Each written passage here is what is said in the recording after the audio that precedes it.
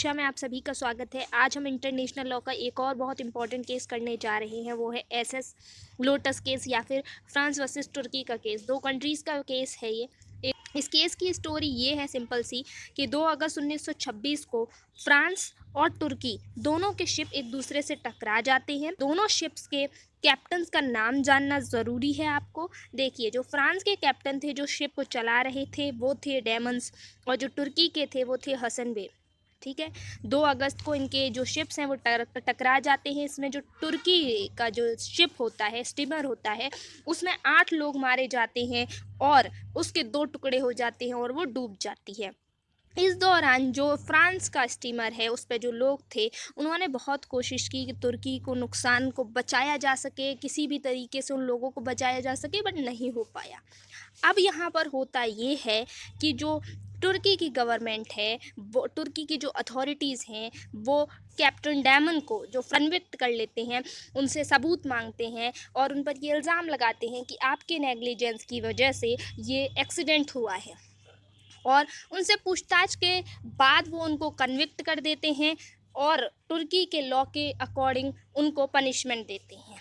इसमें जो captain daemon थे वो अपना पक्ष रखते हैं और कहते हैं कि जहाँ पर हाई सी में जो एक्सीडेंट हुआ दोनों शिप्स का, वो आपके तुर्की के लॉ के जुरिडिक्शन के बाहर है, इसलिए आप मुझे पनिशमेंट नहीं दे सकते इस इंसिडेंट के लिए। तो दोनों कंट्रीज़ का जो केस है वो इंटरनेशनल कोर्ट ऑफ जस्टिस में चला जाता है।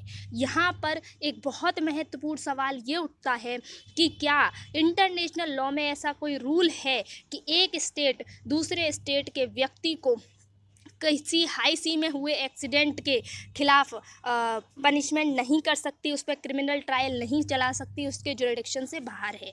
इस केस में ये हेल्ड हुआ कि नहीं, इंटरनेशनल लॉ में ऐसा कोई रूल नहीं है कि एक स्टेट एक कंट्री दूसरे कंट्री के सिटीज़न को अपने क्रिमिनल लॉ के हिसाब से पनिश नहीं कर सकती या उसके जुरिडिक्शन से बाहर है। इसलिए जो तुर्की ने कैप्टन डैमन को जो कन्विक्ट किया है वो सही है और वो कर सकती है, वो उसके जुरिडिक्शन से बाहर नहीं है।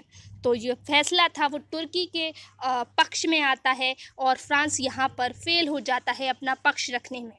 अब इसको देखते हुए फ्रांस एक नया रूल बना देता है कि ठीक है, इंटरनेशनल लॉ में अगर ऐसा कोई कानून नहीं है जुरिडिक्शन वाला, तो हम भी अपने लॉ में ये कानून डालते हैं कि हम भी किसी एलियन जो कंट्री होगी उसको पनिश कर सकते हैं अगर विक्टिम हमारे देश का कोई इंसान हुआ, भले वो हमारी टेरिटरी में हो या ना हो। तो ये एक लॉ फ्रांस ने अपने एक उसमें डाल दिया, लॉस में डाल दिया एक रूल।